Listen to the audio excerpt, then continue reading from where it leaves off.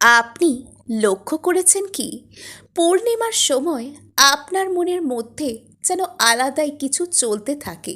কেননা এই সময় চন্দ্রের প্রভাব আমাদের মনে সর্বাধিক হয়।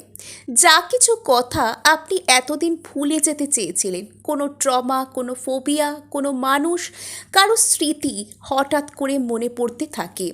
পূর্ণিমার দু একদিন আগে থেকে এবং পূর্ণিমার সময় ও তার দু একদিন পর পর্যন্ত আপনার মনের মধ্যে যেন একটা আলাদাই উথাল পাথাল চলতে থাকে। আপনার সমস্ত আবেগ, সমস্ত ইমোশন খুব গভীরভাবে উপরের দিকে উঠে আসে, আপনাকে বিচলিত করে। আপনি বুঝতে পারেন না আপনার সাথে ঠিক কী হচ্ছে। আর এই কারণেই পূর্ণিমার সময় বেশি করে মেডিটেট করতে বলা হয়। আপনি যে রিলিজিয়ানে বিলিভ করুন না কেন, তার কিছু কথাবার্তা যা আপনাকে শান্ত করে তা স্মরণ করতে বলা হয়। চাঁদ আমাদের মনকে, আমাদের ইমোশনকে কন্ট্রোল করে, আর এই সব কিছু তারই ম্যাজিক।